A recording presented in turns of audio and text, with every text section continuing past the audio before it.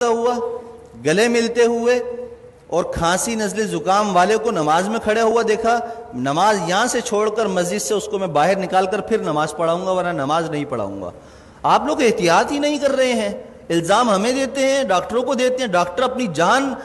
جو ہے نا ان کی عذاب میں آئی ہوئی ہے، مر رہے ہیں ڈاکٹر، ان کو وینٹیلیٹر نہیں مل رہے ہیں۔ آپ لوگوں نے کھیل بنایا ہوا ہے کرونا کو۔ بھائی یہ کرونا ختم ہونے والی چیز نہیں ہے، 5 سال تک ختم نہیں ہوگا، یہ آپ کو میں بتا دوں، لکھ کر دے رہا ہوں میں آپ کو، یہ چلے گا ایسا ہی۔ جب آپ سبزی کی دکان پر جا سکتے ہیں، آپ سپر مارکیٹ جا سکتے ہیں، مسجد بھی آئیں، جمعہ پڑھیں، نماز پڑھیں، ڈسٹینس ختم کریں، نماز کے فوراً بعد ڈسٹینس پیدا کر لیں۔ سنت نفل پڑھنی ہے، پیچھے چلے جائیں، جگہ بدل لیں، اسی جگہ پر نماز نہ پڑھیں دوبارہ۔ یہ ایک کام تو یہ کریں، ہاتھ نہ ملائیں، ماسک کا استعمال لازمی کریں، ہر کوئی اپنے پاس رکھے، باہر سے لگا کر آئے، نماز پڑھتے ہوئے اگر کسی کو اتارنا ہے تو اتار لے، لیکن نماز سے پہلے یا نماز کے بعد اگر آپس میں سامنے کھڑے ہوئے بات کرنے ہیں، بغیر ماسک کے کوئی بات نہیں کرے گا۔ اگر کرے گا تو انشاءاللہ تعالیٰ اس کے خلاف بیان بھی ہوگا، اس کے نام لے کر پھر سب طریق کیا جائے گا۔ عزت بہت ہو گئی ہے، آپ لوگوں نے مجھے بے عزت کر کر کے تنگ کر کے رکھ دیا ہے، اب نہیں، اب میں آپ کو بے عزت نہیں کروں گا، اب میں آپ کو سکھاؤں گا دین پر عمل کیسے ہوتا ہے، اور یہ حکومتی احکامات پر عمل کیسے ہوتا ہے، یہ ہمیں بھی آتا ہے کرانا۔ اور اگر اب میرے خلاف کسی نمازی یا کسی نے بھی کوئی درخواست یا کوئی ایسی حرکت کرنے کی کوشش کی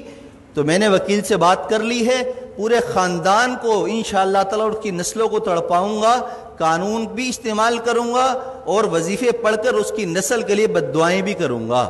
اس لیے کہ میں بہت تنگ آ چکا ہوں آپ لوگوں کی ان حرکتوں کی وجہ سے۔ 3 مہینے ہو گئے مجھے برداشت کرتے ہوئے، بد احتیاطی ختم کرنے کا نام کوئی نہیں لے رہا، بس ٹائم پر ٹک ٹک ٹک ٹک اذان، ٹک ٹک ٹک ٹک اذان۔ ابے پرہیز تو کرو،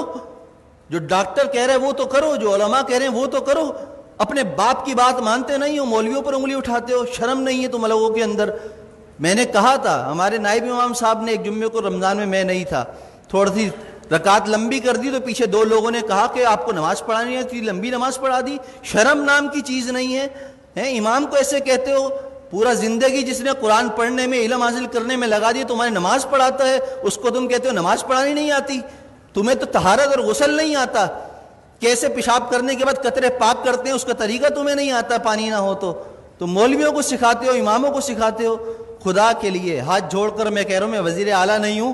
کہ کرپشن کر کے ہاتھ جوڑ رہا ہوں آپ کے سامنے، میں امام ہوں، میرا کردار آپ کے سامنے ہے۔ 7 سال ہو گئے، میری ساری نمازیں سب کچھ، کسی نماز میں اگر میں نہیں ہوں تو اس کی کوئی نہ کوئی شرعی عذر ہوتا ہے میرے پاس، لیکن وہ عذر پیش کرنا میرا آپ کے سامنے نہیں ہے، میں آپ کے سامنے پیش کروں، اللہ کے سامنے پیش کر دیتا ہوں، میرا دل صاف ہے، مجھے ضرورت نہیں ہے اپنی صفائیاں دینے کی۔ لیکن احتیاط کیجئے، عمل کیجئے، جمعے کی نماز بھی مل کر کھڑے ہو کر پڑھیے اور فوراً جدا ہو جائیے، دور کھڑے ہو کر سنتیں پڑھیے، اور عصر کی نماز سے ماسک کا اہتمام کیجئے، جیب میں رکھ کر لائیے، پہن کر لائیے، بات کرنی ہو ماسک لگا کر پہنیے، مجھ سے مسئلہ پوچھنا ہو 1 فٹ دور بیٹھ کر مجھ سے مسئلہ پوچھیے، ہاتھ اور ملانے کی اور مجھے خیریت لینے کی آپ کو ضرورت نہیں، الحمدللہ میں خیریت سے ہوں۔ اللہ ہم سب کو دین کی سمجھ اور عمل کی توفیق عطا فرمائے۔ میری باتیں کسی کو بری لگی ہوں تو پیشگی معذرت ہے،